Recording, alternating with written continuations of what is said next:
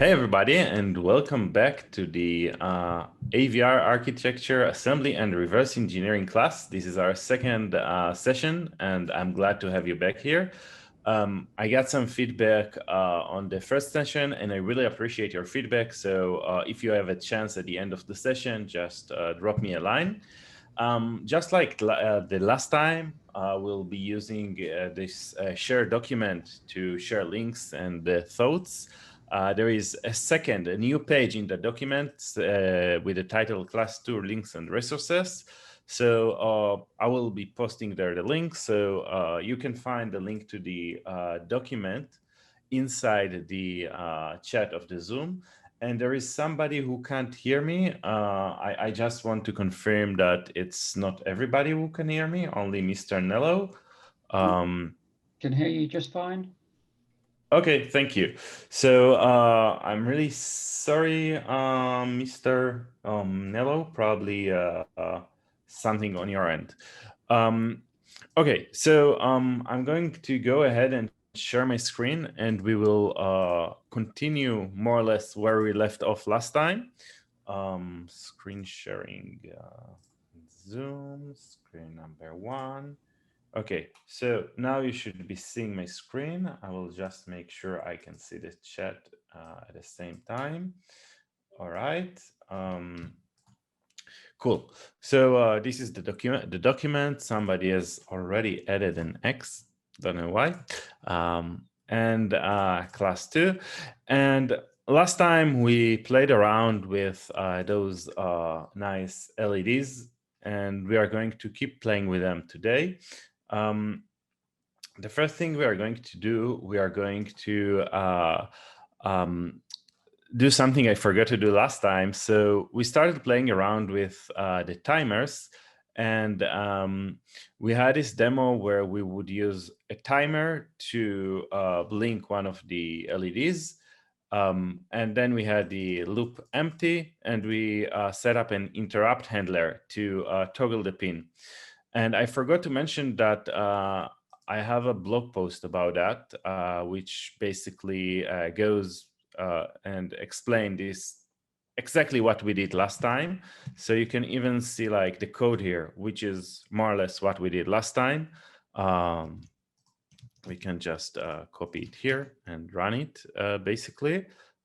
It's currently set to blink the built-in LED. So that's the LED on the Arduino board. And you can see that this LED blinks roughly every 1 second. So as I mentioned last time, there are a lot of things we can do with timers, and they are we would have to set aside just like 5 sessions if we wanted to cover everything. But I just wanted to give you the basics of what timers are and how they work. And before we say goodbye to timers, I want to show you another nice use case of timers.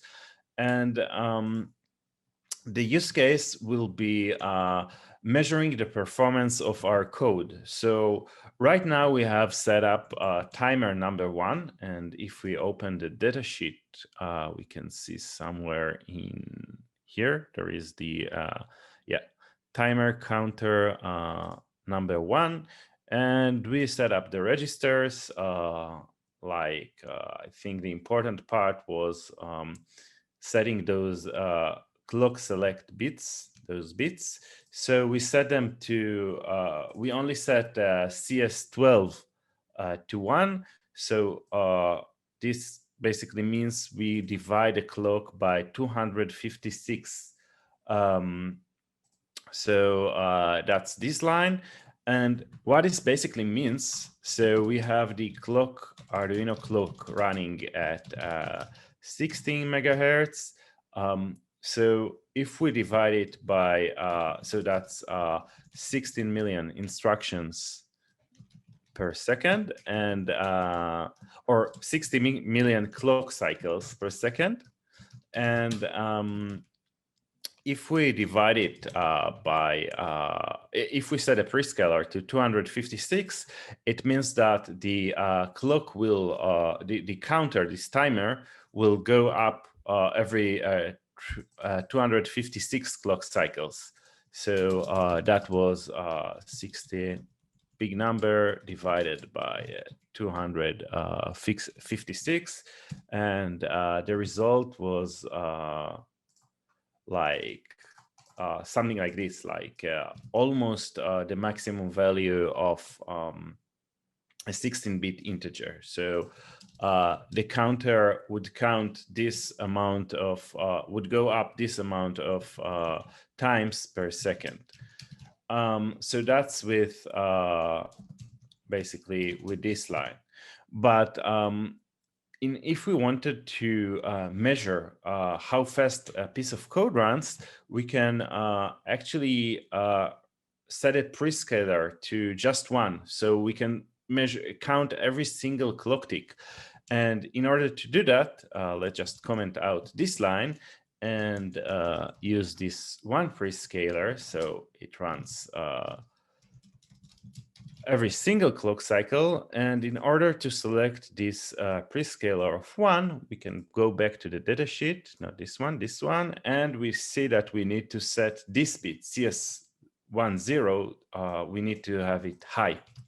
So let's do that. And right now, if I'm going to run this, which I will do, you will see that the LED blinks like crazy. Like it will blink roughly 200 times per second. It will be so fast that it will probably seem that this LED, yeah, it seems like it's constantly on because it blinks so fast.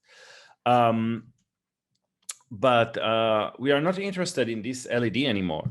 Instead, we are going to reset this timer to set its value to 0. So how do we do that? In order to set its value to 0, we have 2 registers, TCNT1H and TCNT1L. And these registers give direct access, both for read and write operation, to the timer counter unit, 16-bit counter. So they let us set the value of the counter and then read it back. So we are going to set it to 0. And if we didn't have a friendly compiler, we would have to write first to, I think, TCNT-H and then to TCNT1L. I think there is some explanation how you need to write to them. But you don't need to worry about that because the compiler already knows that if you write to TCNT1, it should write to these 2 registers. So it does this for us. So we are zeroing it out. And the next thing we are going to do, we are going to just read its value back. Let's call it cycles. So that's, and we will print the results. Let's serial begin and serial println cycles. So right now we have like set the counter to 0 and read it back. And you may think that this will print the value 0, but when I run this code, you can see that it prints the value 1. And the reason for that is this copying of the timer, reading it back, actually takes time. And during that time, the counter increases by 1. So if we want to measure a piece of code, like let's say we want to measure how long digital write takes, then we need to subtract 1 from this value because we don't want to we want to account for that extra clock cycle that this copying takes. So right now I'm running it and it prints 0. So we sort of calibrated our code. So when we don't have anything to measure, we just get 0, which makes sense. And now we are going to compare digital write versus direct port access. And somebody asked about that, I think, last session. How do they compare in terms of performance? So using this super simple tool, let's remove this. We no longer need this. Using this super simple tool like resetting the timer to 0 and then reading it back, we can actually get the answer. So if we are using digital write, let's write to the, actually, let's write just to LED number 1.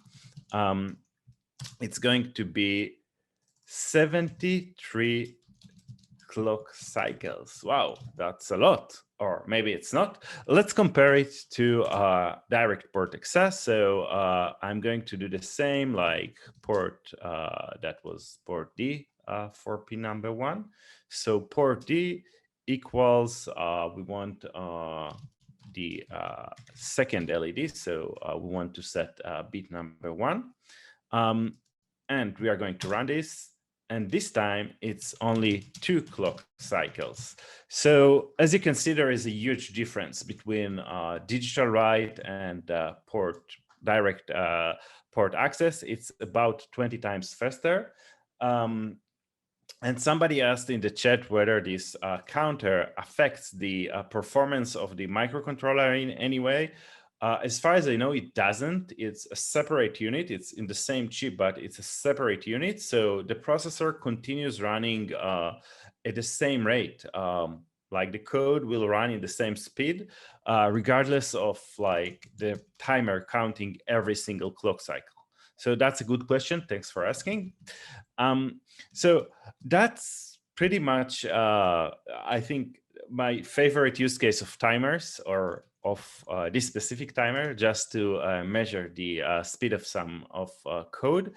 And I also got a blog post that covers that, and well, it goes into all the details and compares all sort of like things, like you can see here, like we are measuring digital write and etc. So if you want to check it out, I will put the link here so you can check it out later.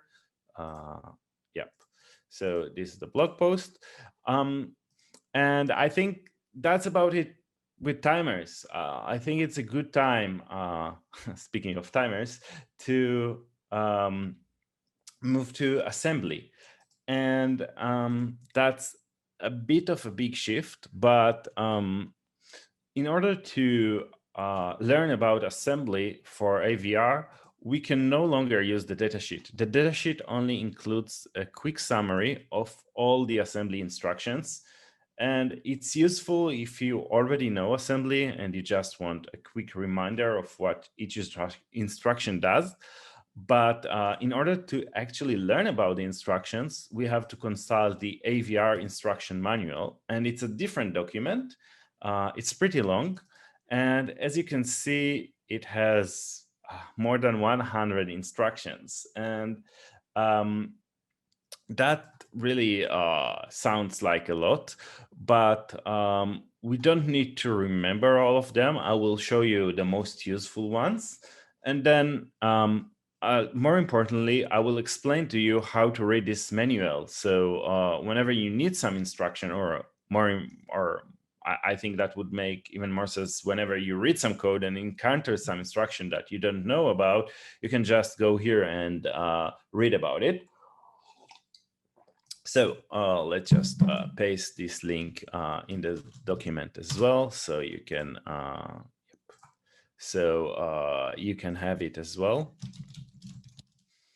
Okay, cool. So we have this one, and this is the instruction manual. Oh, we can just, yep. That's more human friendly. All right.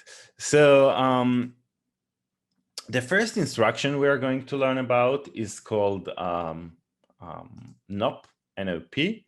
And before we are going to talk about this instruction, I'm actually going to explain a little bit more about something called registers.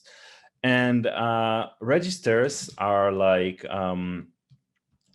registers are like, they are a bit akin to local variables. So they are like pieces of memory that you can work with. You can insert data or set them with some value, load some data into them.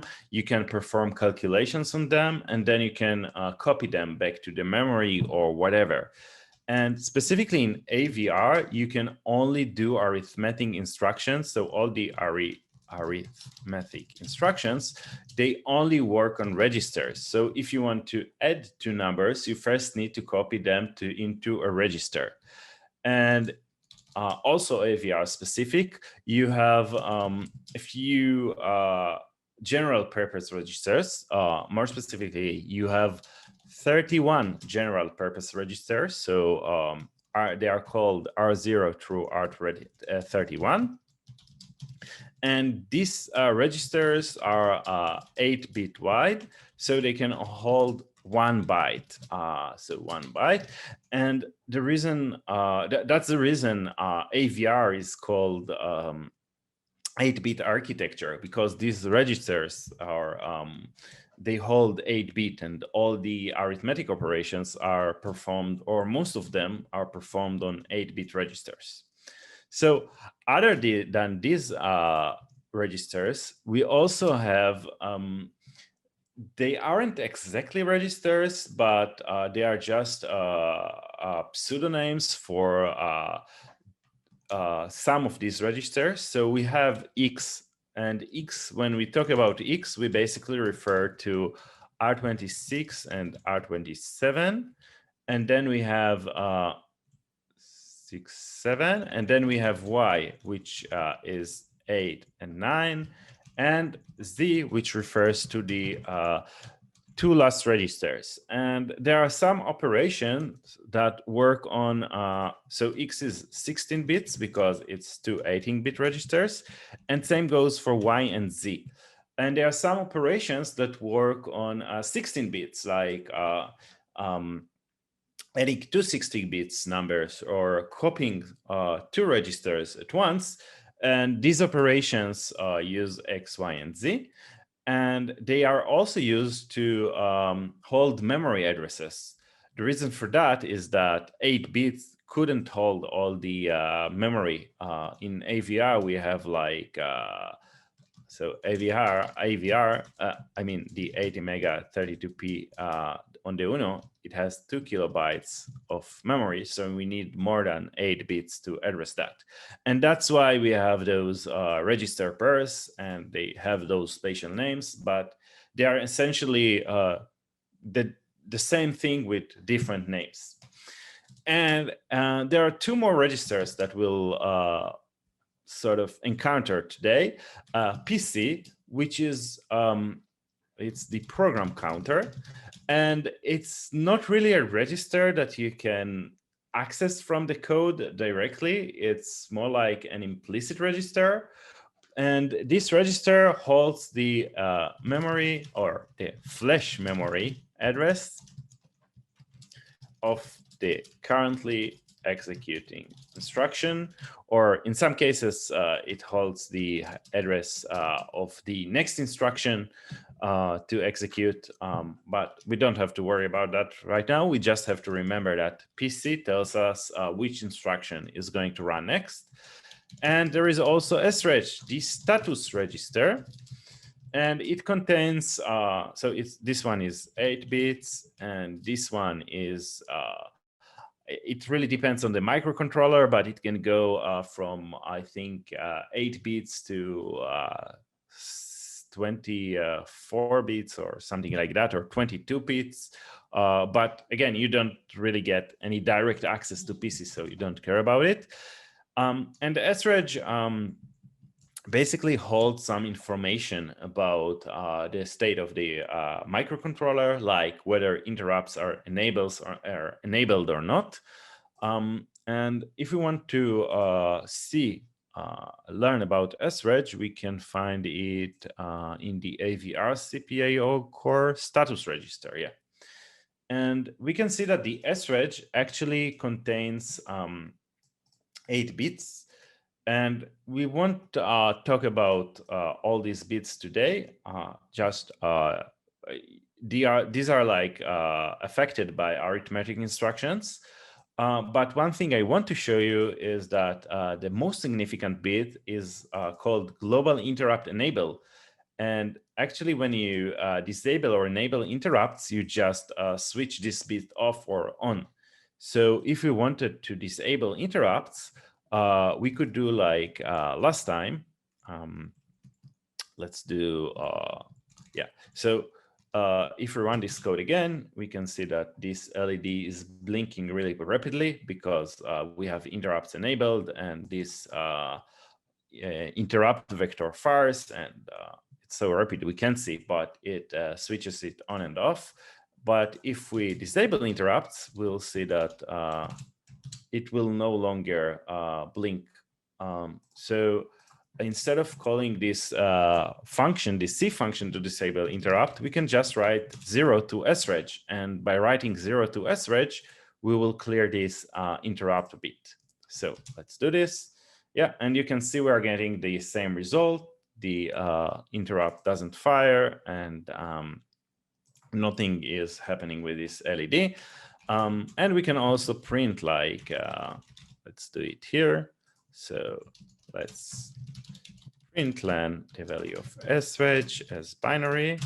And we can see that by default, when we haven't changed it, the most significant bit is set. So that's the interrupt flag. So these are the registers of the microcontroller.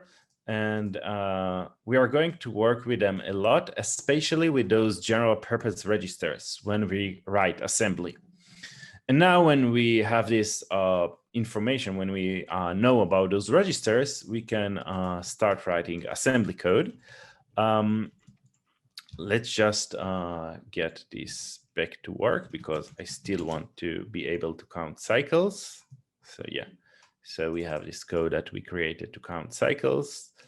And now we are going to look at the first instruction, that's NOP, N-O-P. And if you have ever worked with assembly, you probably, of any kind of architecture, you probably know that NOP means no operation. And this like format is very common. You will find it in all the instruction page. So you have the instruction name and like a quick description or just what this name means. And then it explains what this instruction does. And it sort of shows you the pseudocode of how this instruction works. In this case, it doesn't do anything, so it says no. Then it shows you the syntax. In this case, the syntax is just NOP. It doesn't have any operands. And you can also already see that this instruction does something. It, even though it's no operation, it increments the value of PC, the program counter, so it will continue executing the next instruction. If it wouldn't do that, then we would just be stuck on NOP. And then you can basically ignore this. You don't care about this right now. And for some instructions, they modify the status register. So they can modify some of the bits in this register. In case of NOP, it doesn't. We'll soon see an instruction that does modify the status register. And one more bit that is useful is the cycles. The cycles tells us how many clock cycles it takes to this microcontroller to run this instruction. So usually, if we included a NOP in our program, we couldn't really see the effect because we don't have direct access to PC, so we couldn't like just print the value of PC. But since it takes one cycle, we will be able to measure it. And that's what we are going to do now. So let's just remove all this in the measurement code, measure code under test. Cool. And now when we run it without any code, just like before, it prints 0, but then we can call this ASM. So ASM is a special construct that tells the compiler, the C compiler, just emit this, just use this assembly instruction. And then I'm calling ASM NOP, and you can see, or you can't see any effect on the program except for like the number of cycles. Like this code now takes 1 cycles. And if we have 5 NOPs, we can see it wasted 5 CPU cycles. So basically, this instruction is usually useless unless for some reason you want to delay the CPU for a very, very short period. Like in this case, it's like if we put 16 ops, that's 10, 15, 16. So that would delay the CPU by 1 microsecond or 16 cycles. So it's not very useful, but since it's very simple instruction, I wanted to start with it. Now, the next instruction we are going to see is a bit more interesting. And you already know it because we just use this instruction by calling a C function, and that's the SEI, say, or let's start actually with CLI. Where is that? CLI. CLI, clear global interrupt flag. And you can see it's like the same format. It says this clears the global interrupt flag I in sreg. Interrupts will be immediately disabled. No interrupts will be executed after the CLI instruction, even if it occurs simultaneously with the CLI instruction. And now we can see that the operation is putting 0 into I. If we have here just one letter, it usually refers to one of the bits in the status register. So it puts 0 in I. This is the syntax. It gets no operands. Just like before, it increments the PC by 1. And you can see that it has an effect on the I bit. It sets it to 0. And this clears the to the global interrupt flags, and it takes 1 cycle. So we're going to use this now, and this time we're going to see an effect on our program, because as soon as we call CLI, something will break. For example, the LED doesn't light up anymore because this vector isn't executed, and it has a sister instruction called SCI that sets this bit. So SCI is yep. You can see it's pretty much the same. 1 into I is 1, and it also takes 1 cycle. So we can call SCI right after, and interrupts are restored. And as we can expect, calling both instructions takes 2 cycles because each one is a single cycle. So these are like the first instructions. They do something, they do very simple things, but we already covered 3 out of 100 and something. It's good progress, I think. The next thing we're going to look into is, okay, we have some instructions, but then how do we work with these registers? So the first thing we're going to do, we're going to look at an instruction that will allow us to load some value into a register. So it's called LDI, load immediate. Where is that? LDI. And we can see LDI loads 8-bit constant, so 1 byte, directly to register. And one thing to note here, it doesn't work with any register. It only works with registers 16 or greater. And the operation is just RD. So I think before the operation, it's better to look at the syntax. The syntax is LDI, RD. RD is like the destination register. D stands for the register index, so between 16 and 31. And LDI, RD, and some constant. K is the constant, and it's between 0 and 255, so 1 byte. And you can see that what it does, it basically puts the value K into the register RD. So it takes 1 cycle, so it's a quick instruction, just 1 cycle, and it doesn't affect the status register. So we don't need to worry about it. And let's see that. So we are going to load, let's say, R16 with the value 55. Now, when we run it, you can see that it took 1 cycle, but we couldn't really observe the effect of loading R16 with 55. And the reason for that is that at this point, the C compiler was probably not using R16 for anything important. Otherwise, we could have probably disrupted the flow of the program. I mean, there is no way in C that we can, actually there is some way to tell it to read the specific register, but it's pretty involved. We are going to see now a few ways in which we can indirectly or directly observe the values of the register. So the first thing we are going to see is something that is specific to the Quokui simulator. And I actually added it today just for you.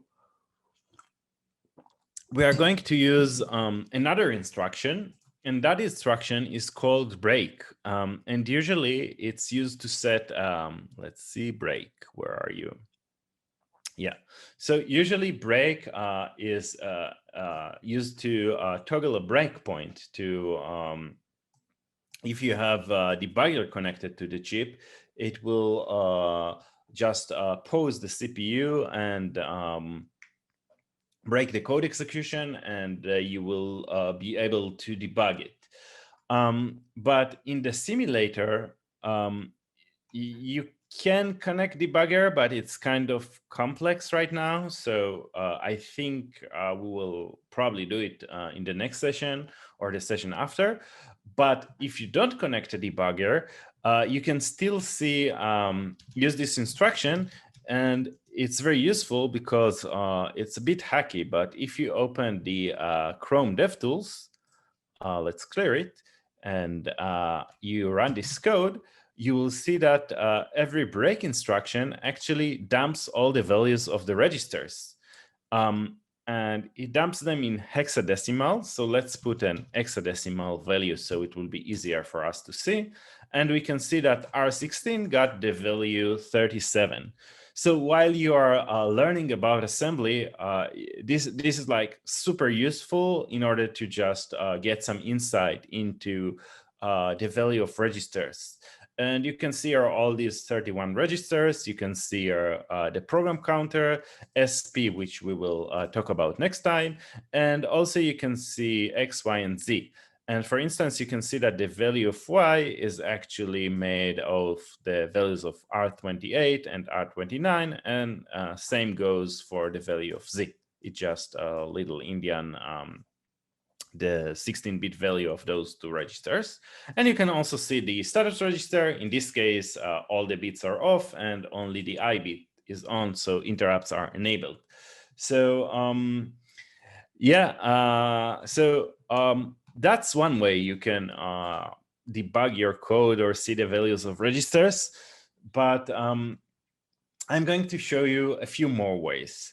So another way to look at the value of a register is just to store it somewhere in the memory. And for that, we are going to use a global variable. Let's call it value, and it will be set to 0. And at this point, I will just remove all this all this code that measures the performance, because we don't need it anymore at this point. And let's remove this as well. So we have only assembly. And what I'm going to do, I'm going to print the address of this variable, first of all, so we'll know where it sits in the memory. So we are going to print this value. Let's do it as an integer. And let's also print the value of this variable, which we expect to be 0. Println value. Cool. All right, so that's the address, 286, and the value is 0. And now that we know the address, we can try to copy the value of R16 into that address. And for that, we are going to use another instruction called SDS, I think, store something. STS, yep. STS, store direct to data space, stores 1 byte from a register to the data space. So the data space, if you remember, is where we have the RAM, and we also have those port B, port D, and all of the other peripheral registers. And there is another interesting thing. The R0 through R31 are also like a part of the data space. So the first 31 bits of the RAM, 31 bytes of the RAM are actually this register. So this is how you can sort of access them in C. If you just read from memory address 5, it will return you to you will get a value of R5. But we are not going to do that. Instead, we are going to use this function to copy the value of some register into the address given by K. So STS gets K, which is an address in the data space, and a register, and it copies the content of that register into that memory address. And you can see that it can work with any of the R0 to through R21 registers, and it can set them to, it can set any memory address between 0 and that value, which is more than enough for the 32 kilobytes of the 80 mega 32p 8p. And it doesn't affect the status registers, and it takes 2 cycles. So let's use that. So we want to store the value of R16 into some memory address R16, and the memory address, we know it because we printed the address of value, so that would be 286. And build failed because we forgot a semicolon, of course. And now again, we can see that let's actually print it in hexadecimal, so it will be easier to see.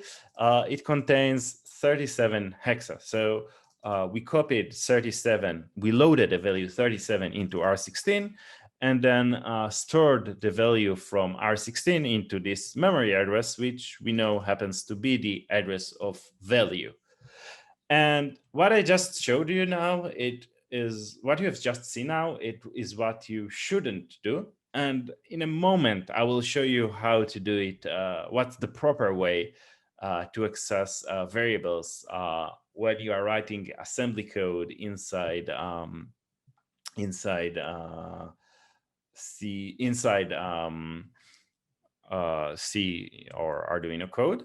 There is a question on the chat whether the program counter and clock cycles are related to each other. So not really. Like the program counter can go back and forth, and depending on the instruction, it can take it a few cycles. Like in this case, this instruction actually increments the program counter by 2, and it takes 2 cycles. So it might seem that they are related, but there are other instructions that we'll see in the next lesson that just set the program counter to some arbitrary value.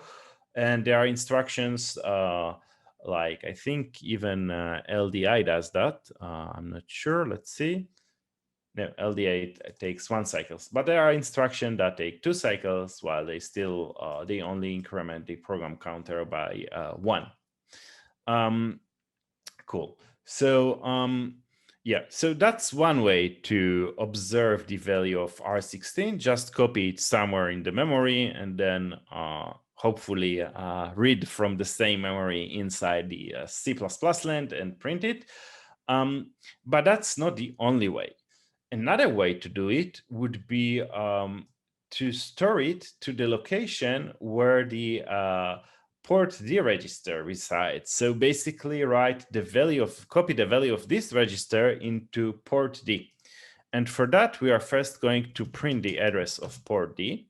And we can see, let's do it hexa just to keep everything similar. So we can see this is the memory address of port D. It's the data address space of port D. and we can just write the value of R16 there. Let's just, set the least significant bit. And as we run it, we can see that it turned the LED on. So now we have a simple mechanism that allows us to write any value, any register to this memory address. And as long as we have LEDs connected, we can see the bits of this register.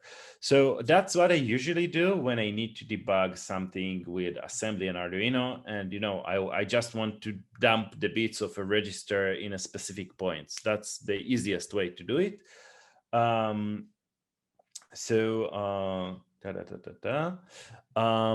So yeah, there is a question, but let's leave it for after the Q&A session. And now that we covered SDS, there is also LDS that lets us read a value from a specific place in memory. So for instance, we could do something like that. We could load. So where did we have value? Let's print that again. So yeah, so that's the address of value. Load. Wait a moment. Let's just. So load from this memory address into R16, and then store R16 into that we know is port D. And what we did now is essentially, let's set bit number 2. What we did now, oh, wait a moment. The address of value has changed. Interesting. Yeah, that's the problem working with memory addresses. They change. Okay. And what we did now, we basically copied this value from here into R16 and then stored it into a different memory location, which happens to be port D. And there is a question on the chat from Raphael, whether we can tell the compiler that we want to load, like we want the address of this variable or we want something else. And the answer is yes, we'll see that in a moment. That's actually the right thing to do. So instead of like loading the values from memory like we did here, we can use a spatial syntax. And I think, in my opinion, it's a horrible syntax. It doesn't resemble anything. But fortunately, there is like this cookbook which explains about this syntax. And it's pretty long. It's pretty it's okay. I mean, it's not the friendliest thing in the world, but the thing is, if you are sort of familiar with the syntax, you don't have to remember it. You can just look at this reference whenever you need. So let's add it into this document. And what we are going to do, we are going to use this syntax. So in this case, we want to load a value into a register. And actually, we don't need this instruction because we can already, we can use this syntax to get a compiler to copy this value of the variable into some register for us. So basically figure out the first instruction that we had here itself. And in order to do that, we need to use those fancy columns. And the first one specifies which variables we want to write, and the second one, which variables we want to read. And in this case, we only want to read from a variable. We want to read from value.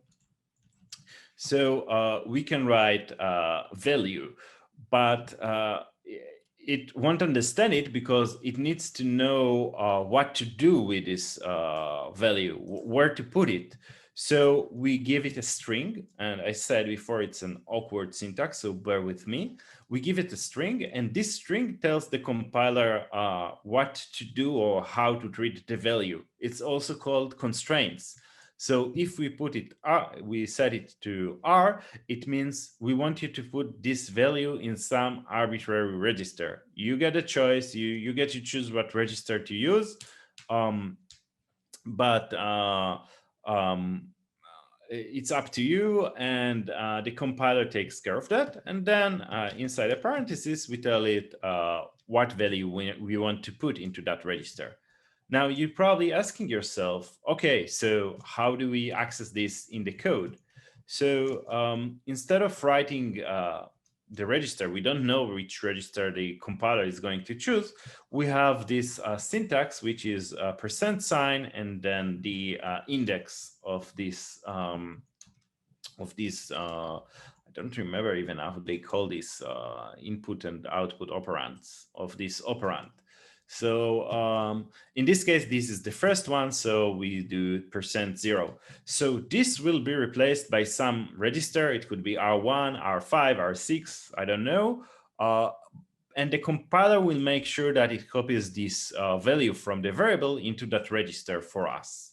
So let's see that in action. We are going to run it. Let's just change the value to 4.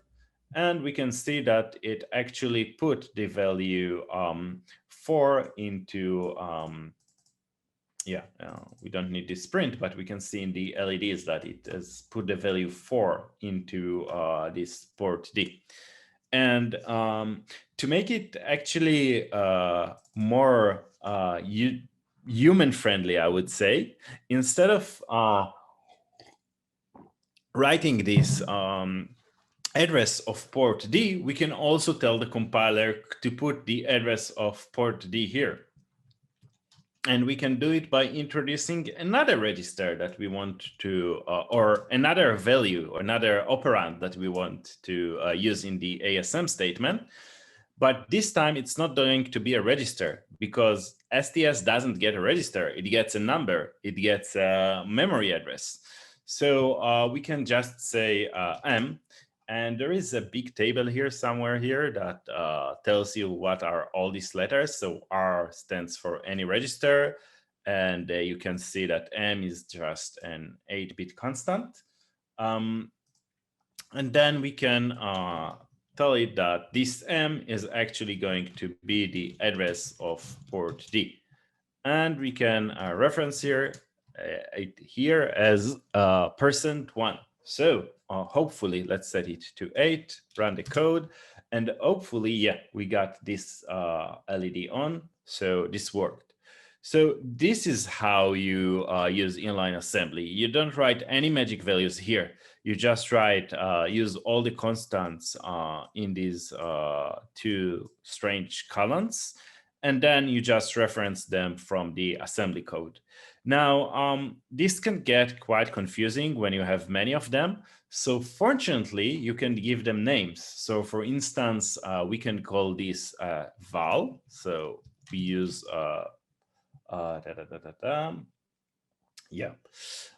we can call this val, and then just, that was here, %, square brackets, val. And that would be address or whatever, and then address. So usually that's what I do when I have more than 2 or 3. Otherwise, it gets really confusing. And if I have only like 1, I just use %0 like we did before. So cool. Now we can interface our C code into the assembly code. And that allows us to do some interesting things, like start using assembly to actually do some manipulations on things. So the first thing I'm going to do, actually, just out of pure interest, I'm going to put a break instruction right after this STS. And the reason I want to see which register the compiler has chosen to put the value in. So one of the registers will have the value 8, and we'll know that this is the register the compiler chose for us. And let's see. Yeah, you can see that R24 has the value 8. And if we change it to 81, for instance, you can see that now it holds 81. So the compiler chose R24 for us in this case. That's what it did in this case behind the scenes. And instead of R, we could ask it to use a specific register. For instance, if we told it to use L, it would have to use R0 through R15. And let's just try that and see if it works. I haven't tried it, so I don't know. That will be a complete surprise to me if it doesn't, but yeah. And in this case, 81 goes into R15. So it used R15 because we told it use one of the lower registers. So we can sort of tell the compiler which registers we want to use. And the reason we want to do it sometimes is because, as we have seen, some instructions don't accept any register, like LDI only wants R16 through R31. So sometimes we want to tell it, you know what, use just D, R16 to R31. Use just one of them because we know the instruction we are calling can't work with other registers. And if we use R0, we'll get a compilation error. Cool. So now that we have that, one more instruction that is sometimes useful, that's the move instruction. And move basically copies data between two registers. Where is move? Yep. Yeah, it gets RD destination and RR source register, and just copies the value of source register into destination register. And this is pretty useful if you, for instance, want to load some value into R0. For instance, you want to load this value 15 into R0 for some reason because you need to use it later. But you can't actually do it because LDI doesn't. Let's go back to LDI. LDI only gets registers from 16 to 31. So what we would have to do is to load it to a different register, and then we can copy it to R0. So for instance, if we go back to this example, we had this 81 in R24, and then we can like add a bunch of instruction like move R0, R24, and let's do it with all the first 5 registers, just for the sake of it. And we can see that it copied the values to all these registers. So it's pretty useful because it allows us to copy data between registers. And as we can see, setting those registers actually broke the C program. It no longer runs it as expected. It printed some garbage. So we have to be careful which registers we use. The best practice is just not to use any registers unless like you declare them here. If you need some register to all the temporary value, just declare a variable and use it here in the read or write section. Now I'm going to show you another instruction. And it will be, I think, the first instruction that actually interacts with the status register that sets some of the flags here. And that instruction is increment. It adds 1 to the content of this the register. So it gets 1 register as an operand, and it adds 1 to the content of that register. And you can see that it modifies the flags. Now, we are not going to worry about this too much now. We'll talk about them in the next lesson. But for now, let's just see how we take the value of this value, increment it by 1, and then put it back into the variable. And first of all, how do we use multiple instructions? How do we avoid writing like multiple ASM statements? So one way to do it would be just to introduce a new line, and then we can have multiple instructions like here. So it ran this instruction and then break. That's not very readable.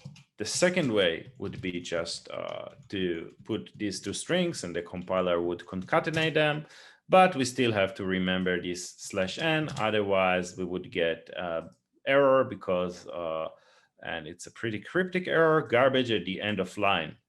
Not very useful for us. So there is actually a better way to do it, and it's something that is specific to the newer versions of C++. I think it's called row string literal or something like that. And the syntax goes like this: R quote mark and then open parentheses. Then we have all our instructions, and then we just close the quotes. So yeah, again, some more. Oh, we need to. And it doesn't work for some reason. Oh, yeah, we need to close the parentheses inside the quotes, not outside them. And just one more piece of awkward syntax to remember, I know. And then if we run it, it will just run these instructions one by one.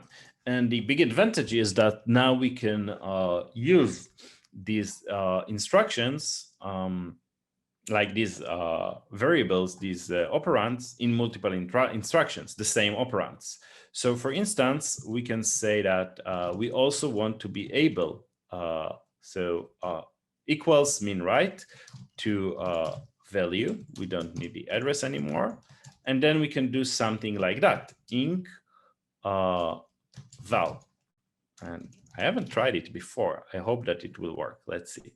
We don't need to print pord because we already print value, and it didn't compile because, yep. So in this case, we can use,